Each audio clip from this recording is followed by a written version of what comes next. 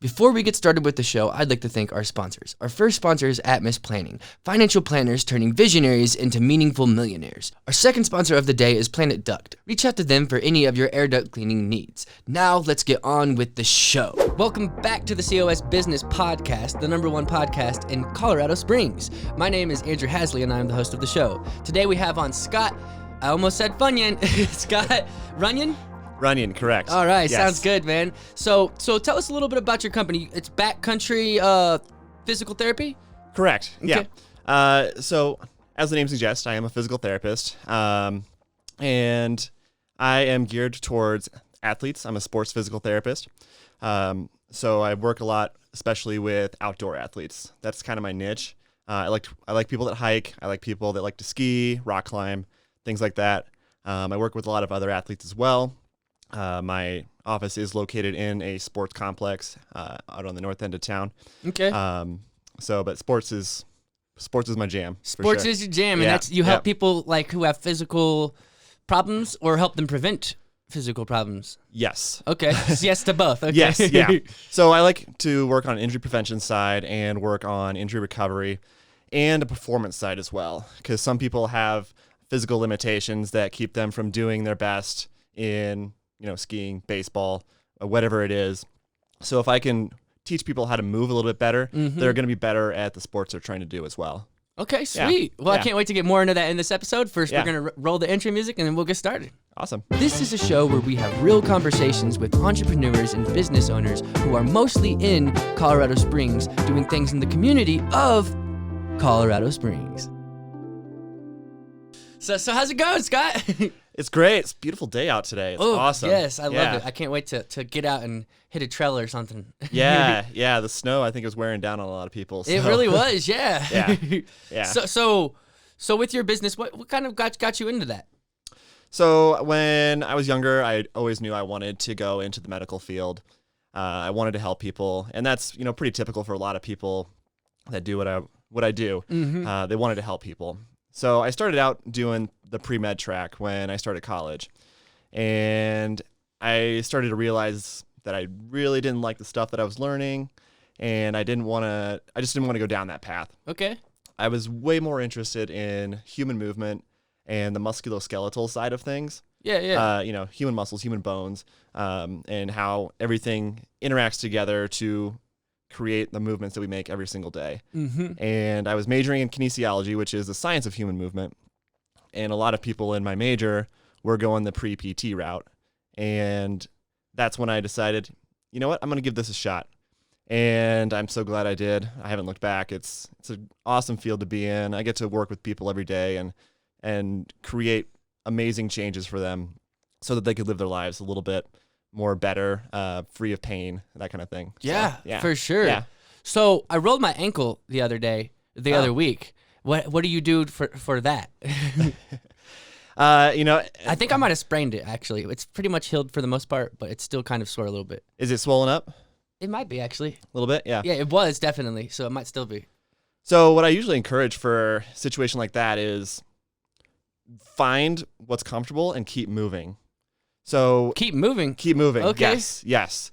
If you stop moving, you're going to lose mobility. You're going to lose strength. So if you continue to move in a relatively safe manner, you're going to recover much faster. Interesting. Yeah. I would think it would be the opposite. RICE was a big thing for a while, rest, ice, compression, elevation. Mm-hmm. And recently, a few years ago, the guy that came up with RICE came out and said, maybe I was wrong. Okay.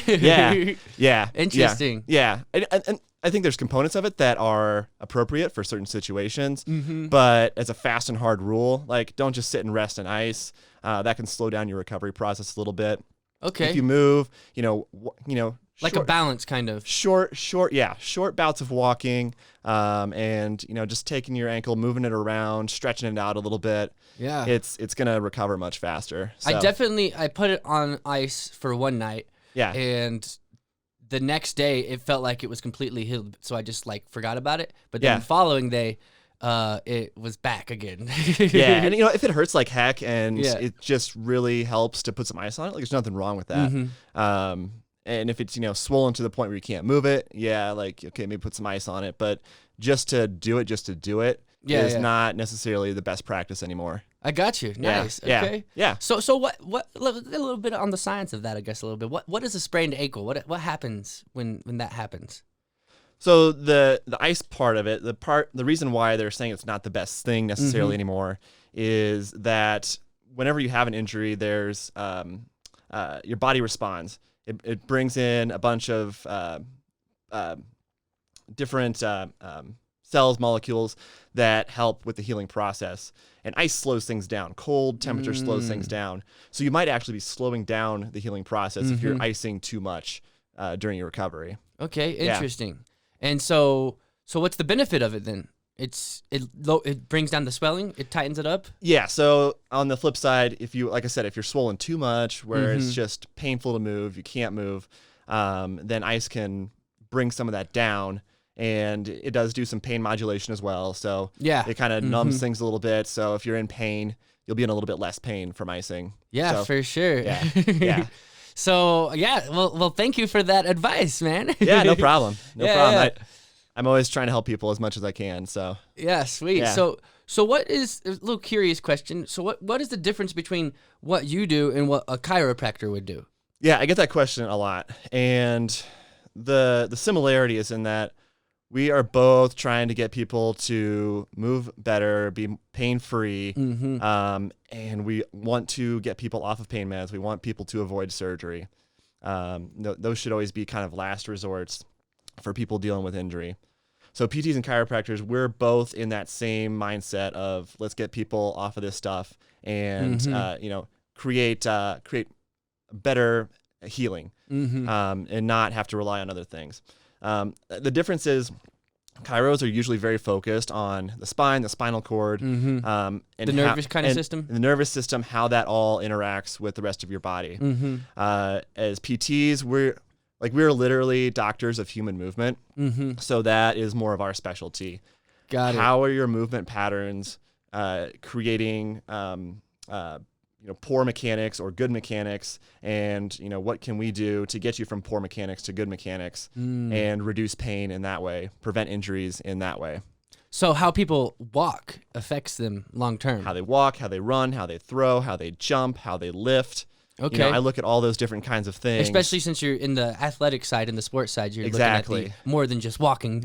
Exactly. Yeah. Okay. Yep. So what is a typical thing that you would see that you would correct with how someone either moves, or walks or moves in any way? So a lot of times I'm not always looking at where the pain is. So let's take knee pain, for example. So, a lot of people come with knee pain, from hiking or jumping or, whatever it might be. And I will look at the knee and kind of see what's going on there. But I know that most likely the knee isn't what's causing the pain.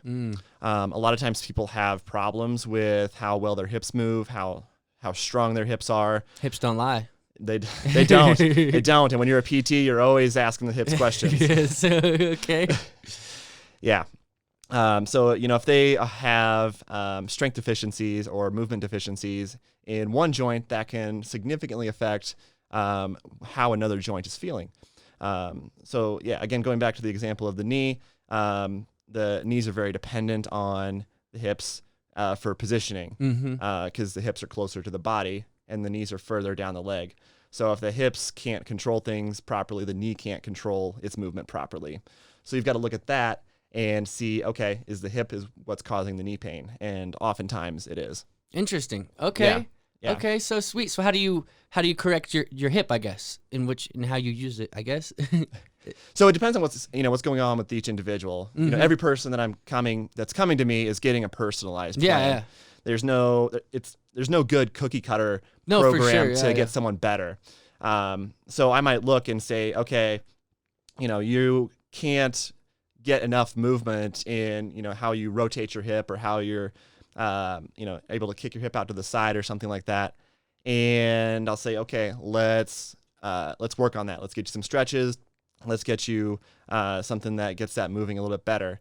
And then once you do that, you want to make sure that people are able to properly control movement as well, right? If you're stiff and you can't move, you only move within a certain range, and now you're more flexible and you're able to move in a larger range, your muscles aren't going to know what to do with this new range that you found. So you got to teach those muscles how to control your joints in that new range of motion as well.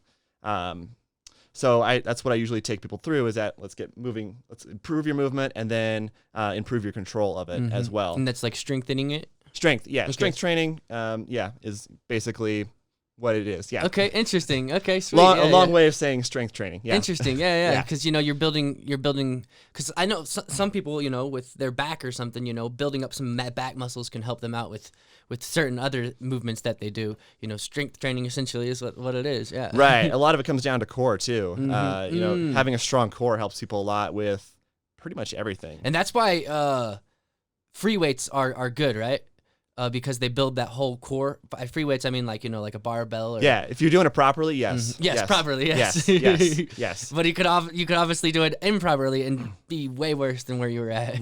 Right. And I've seen people that are completely ripped, like 6-pack rippling abs, and I start talking to them about core strength, and I always take people back to the basics because I've got people that are like that have just done all these crunches and stuff, and they have well-defined abs, but then I take them back to some of the basics and they can't do some of the basics. Oh, wow. So if they can't do that properly, then they're probably not bracing themselves properly when they're lifting. So then they're putting themselves at risk for injuries if they're not doing that properly. Okay. Yeah. So what is your take on wallets and pockets? Because I was just thinking about hips and like if you sit on your wallet, and I've heard that's bad. What is your take on that? I don't think it's necessarily that bad. Okay. I know there's like the stereotypical like George Costanza wallet from Seinfeld back in the 90s. Okay. For some of our younger people who might be listening. Yeah, right? He had a wallet that was like the same size as a cheeseburger sitting in his pocket. Yeah, like, if you're in that kind of situation and you're completely off, I mean, yeah, okay, maybe you might want to have something a little bit smaller, but I don't think it's necessarily that bad unless it's causing problems. Okay. If it is actually causing problems, then maybe take some time to step back and reassess something like that. But that's not a problem I see very often. Okay. Yeah, I don't even put mine in my back pocket. It's just back pocket. It's just not comfortable for me. Yeah. And I don't want no pickpockets. Pulling it out of my back pocket. It's easier to get pickpocketed from your back pocket than your front. Yeah. So yeah. Not that I've ever think that I'm going to run into one, but you never know. Never know. But yeah, man. So how long have you been in Colorado Springs? It's been almost 5 years now. Oh wow! And what brought you out here? My wife and I just wanted to be near the mountains. Okay. Yeah, we got married and picked a spot on the map, and it was Colorado Springs. Did you just randomly pick a spot, or you knew you wanted mountains? We flew out and we kind of went all up and down the Front Range, and then we drove out to Utah and looked around some places in Utah as well. And Colorado Springs ended up being the spot we picked. It was calling to you. It was. Okay. We looked at, some other places like Fort Collins and Denver, and we're like, they're so much further from the mountains than Colorado Springs is. Like Pikes Peak is right there, and it's so pretty. Yes. Yeah. It's very picturesque everywhere in the city. Yeah. Yeah. Yeah, that's awesome. Yeah. That's cool. So you started this business when you got here, or you already had done this before? I worked here for a couple of years and then decided to branch out on my own after a few years. Yeah. And what made you want to do that? The places that I was working, I didn't line up with what I was wanting to accomplish. I do like working with athletes, and it's really hard to get a high percentage of athletic population on your caseload unless you're actually going out and marketing for that yourself. Yeah. And it was like, well, I can market towards athletes for somebody else, or I can do it for myself. Might as well do it for myself and run my own business. So, do you think that was a decision in coming to Colorado Springs? Part of the decision because it's Olympic City. We have so many athletes here. We have so many athletes coming flocking here just for the incline. Like a lot of different reasons why athletes come out here. Biking and stuff like that. And was that any part of the decision, or did that come later? It was. We like mountains ourselves, but then also the mountains attract definitely more athletic people than other parts of the country. So I knew that I would be seeing more people that wanted to do cool stuff. Yeah. When I came out here, and I did want to get involved with the Olympic Training Center a little bit, and I have since I got out here. doing some volunteering with our sports med program, which was super fun. Yeah. So yeah, that did play into our decision when we decided to move out here. Nice. Yeah. Sweet. Yeah, I figured so because, with it, like, this is where the headquarters where the United States Olympics, like, is, right? Yeah. Okay. Yeah. For most of the governing bodies are here in town. Yeah. Yeah, it's pretty awesome. So that's cool. That allows you to have a good clientele base, essentially. You know that it's it's just a good spot for you. It is. Yeah. Yeah, man. Sweet. So how's business been? Good. Just getting out there and networking with tons of people in town has been fun. I've definitely gotten to know a lot of, coming here from not knowing anybody, and then networking has forced me to go out and meet people that run other businesses that'll be good referral partners back and forth with me. It's been a joy because I've gotten to know a lot of really amazing people in town from doing that. Yeah, for sure. The people that attend networking events are typically business owners. Yeah. Yep. Or real estate agents and MLMs, but you got that's part of it. Right. But yeah, so what are some of the networking events that you've participated in? Well, I've seen you at 1 Million Cups before. Yes, sir. Yes, sir. I've been there a few times. Business Networking International, I do that. Okay. And the BNI? BNI. Okay. Yep. BNI. Nice. Is I never really heard cool. someone actually say the whole thing. Yeah, not everyone knows what BNI is. So I figured I would see out the whole thing. Okay, for sweet. them. Yeah. Yeah, so BNI has been a great one. COS Networking. And then there's been a few others I've randomly popped into here and there throughout town. Yeah. Sweet. And you making connections through that and meeting people, and is that fruitful for your business? It is. I think without going out and meeting people, especially in a service-based business, you're never going to generate a large client base unless you're meeting people that trust you and are going to recommend their clients to go see you. Because there needs to be a lot of trust when someone is working with your body. Like, you only get one body in life, so you don't want someone to screw it up. Yeah, exactly. Right? So there needs to be a lot of trust when you're working with someone like a physical therapist. So going out and meeting people that trust me, and then they're going to transfer that trust onto their clients is really important for me to do. Yeah. So who do you work with most? What's your typical client or your ideal client, actually? So like I said, my niche is mostly in the mountain athletes. Okay. I like working with people that like to ski, people that like to rock climb, hike, things like that, right? Your typical like Colorado athlete is kind of the person that I like to see. I do see a lot of other athletes as well.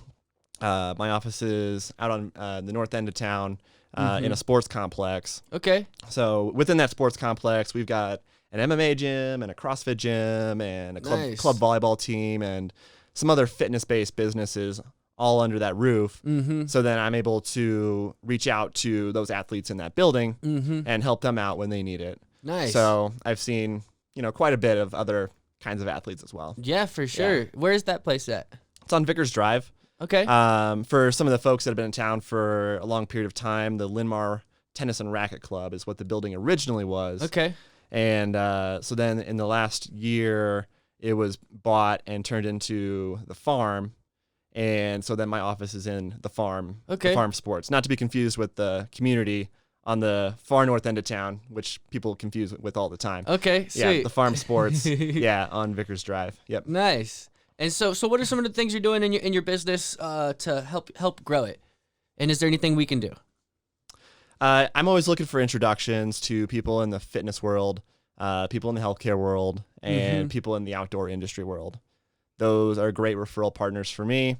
When somebody that they know is having some problems, they're getting some knee pain when they're skiing, they're getting some ankle pain when they're hiking, they're getting some back pain when they're lifting weights, then I can help them out. And, going back to what we talked about earlier, assessing their movement, looking at their movement patterns and finding out where the problems are so that they can start to do that stuff pain-free and, for ideally the rest of their life. Yeah. It's something I talk to people a lot about too, is, you're coming to me and I'm not just helping you get out of pain now. I'm helping you set yourself up for success for, doing whatever it is that you love to do for the next 20, 30 years. Yeah, for sure. Yeah. Sweet. So what are you doing marketing wise to grow your business? Again, networking is a huge part of it. Networking. And, I've started doing I have my own podcast that I've started doing. Nice. Okay. Yeah. What is that? It's called Movement Elevated. Movement Elevated. All Yeah. right, sweet. Yeah. I'll have to check it out. Yeah. We're about, I think, 11 episodes in right now. Nice. So, Okay, sweet. yeah. I release it every Wednesday. Nice. So you're doing it weekly? Mm-hmm. Okay. Yeah. Yeah. So you know the grind. Yeah. It's fun though. Yeah, It's fun though. It's definitely not as in depth as your podcast is, though. I don't have the fancy lights up here and all the fancy AV equipment. Episode 11, I didn't either. So Yeah. if you can even go back and pull the receipts on that. So so we didn't have any fancy lights or anything. We just started and did it and made it happen. So yeah. Yeah. So check it out. I think it's on most podcasting apps now. Okay. Movement Elevated. Is it audio only or is it video element too? I've only done audio so far. Okay, sweet. Yeah. So you're on all the what do you use to upload to the platforms? Anchor. Sweet. Yep. Anchor's an amazing software, and the Yeah. beautiful thing about it is they don't charge you for it. Yep. They actually not encourage, but they actually give you an avenue for making revenue. Yeah. I haven't looked into that yet, Yeah, but yeah. they're like, hey, do you want to start monetizing? And I'm like, well, okay, maybe someday, but not yet. And I don't go that route because it's just there's better ways to monetize a Yeah. podcast than through that, but it's cool that they offer that, and that's part of it, and it's literally like the YouTube for audio essentially. Yeah. And it's really cool how it distributes it to the other platforms and makes it so much easier. Yeah, for a beginner like me, it's a Yeah. nice way to do it. And Spotify owns it, and I remember when I was first doing podcast, we didn't have Anchor. You'd have to figure out an RSS feed, you'd have to buy a website, you'd have to do all this extra stuff. Oh, and, wow. And really and then pump it into each one individual, like on iTunes, and then go on Google, and then feed your RSS feed through there. So it was really a little bit more extra steps. That's a pain. And Anchor really just made it so streamlined and easy, and really opened the doors. And it's really cool. Like I'm gonna nerd out a little bit on this. Spotify has been gearing up for like 4 or 5 years to be the #1 spot for podcast, because they weren't at all. They didn't even have podcast a few years ago. But you can see how they're making all these moves. Like they bought Anchor, so they're building the platform that makes it easy for everyone to get in. And then they bought Joe Rogan, and they spend a lot of money on that. So that they're really trying to be the spot for podcast as well. And they're doing a really good job at it. Yeah. So I just love seeing that and really breaking things down like that. Yeah. But yeah, man. So is there anything else you'd like to promote or say on this episode? Yeah. I mean, I am very active in the community as much as possible. So I do a sponsorship for Trailblazers, which is a program at Trails End Tap Room out on the west side of town, across the street from Red Rocks Open Space. Yeah, I've heard. I think I've heard of that actually. Yeah. It's like a networking thing. It's not a networking thing. Okay. It's a have fun thing. Okay. So I sponsor that program, and so every Wednesday they take off at 6:00. You can go on a mountain bike ride, a trail run, or a hike with the groups of other people that like to do that stuff. So they all meet at Trails End Tap Room, go across the street to Red Rocks Open Space, do their thing, come back. Everyone has, pizzas and beers and stuff like that when they come back to Trails End Tap Room. And then there's always, as the weather warms up, we'll have tables set up, and I'll have my table set up. And I'm usually out there doing free consults for people, or letting people, try a couple of my treatment techniques. Diagnosing them a little bit. Yeah, exactly. Just to give people, free access to some of the stuff I do. I'm really big on helping people, even if they're not, paying me directly, just providing free content is something that I really love to do. Yeah. So that's something that I do on Wednesdays, and it's really fun. It's really fun to get out every and do Wednesday? that. It's every Wednesday. They start in March when daylight savings time changes, and then they run until daylight savings time changes again in the fall. Okay. So they do it on Wednesdays at the Colorado Springs location, and then this year they opened up a Monument location, and they are doing the Monument location on Tuesdays. Okay. And they'll be doing that off the Santa Fe Trail up in Monument. and I probably won't be there every week, but I'll be there every once in a while at the Monument location as well. But do you go every week to the Wednesday one? If I can, yeah, I'm there. Sweet. And you said it's at 6 o'clock or? It's 6 o'clock on Wednesdays. Okay, Yep. sweet. Yep. That's awesome. I've been to the tap room. Yeah. It's pretty cool. They got a nice setup and they got some cool furniture. Yeah, they're kind of in that same niche that I am. They like to cater to the outdoor loving people, and so that's been a great partnership for me. For sure. Because they know their niche as well. Because like you said, that decor is cool. They've got like climbing ropes hanging up and ski chairs for benches and a lot of things like beer that. choices as well. They have tons of beer choices, always rotating different options. Yeah, and I think the way that they operate it is pretty cool too. Like, it just counts the ounces, I think. It does, yeah. Yeah. Like, then you pay for the ounces at the end. Yeah, if you want to try 3 ounces of something and you don't want to commit yourself to a full pint, then you can. And you go and pour it yourself and everything. Yeah, that's the other cool thing too. Yeah, I do appreciate that place. Shout out to Trailblazers Tap Room? Trails End Tap Room. Trails End Tap Room. Trailblazers is the Wednesday night program. Okay, sweet. Yeah. That's awesome, man. Yeah. Has that been fruitful for your business to participate in that? It is, because like I said, it's the exact kind of people that I'm looking for. People that like to hike, people that are mountain bikers and things like that are at that every single weekend. And I've gotten some great patients out of that have gotten some great results. That's awesome. Yeah. I know a guest who was on this show before, Brandon McCormick, he likes to hike up. He's a chiropractor. He likes to go up to the top of the incline carrying his adjustment table. And then he do free adjustments at the top of the incline. Seriously? Yeah. Oh my gosh, it's hard enough to go up that without a table on your back. Yeah, he's committed, man. Man. Yeah, so that's cool. That's sounds like a perfect thing for you, and I'm glad that you found it. Yeah. It is. Yeah, and they're awesome. The people that run it are amazing too. Yeah, that's awesome, man. So yeah, I guess we'll start wrapping this up. Where can people find you at if they want to reach out to you? So my website is www.backcountry.physio. Okay. PHYSIO. It's not .com or anything. It's just .physio. I noticed that on your email. I was like, that's cool. Yeah. Physio's like the, kind of the international word for physical therapy. So that's physical therapists have the option to have that be their tag on the end of their website. So I did that. That's cool. Yeah. I like that. Yeah. So backcountry.physio. My email is scott@backcountry.physio. Okay. And then you can find me on Instagram @backcountrypt. Like I said, I'm big into educating people, so I put a lot of content out on my Instagram and Facebook accounts. Yeah. That people can learn a little bit about some self-care exercises or ways to analyze their movement. So that way they can learn a little bit more, and then if they want something more specialized, then they can come in and talk to me about what a plan of care might look like for them to reach their goals. Sweet. And you also do a podcast as well. So yes, Movement Elevated. Movement Elevated. That's what I thought it was. Yeah. Yeah. I wanted to shout that out and plug that a little again. So if anyone wants to check it out, definitely go. We'll start wrapping this up, man. It's great having you on the show. Thanks for having me, Andrew. It's been fun. Yeah, sweet. Well, this has been the COS Business Podcast, and we'll see you guys next time.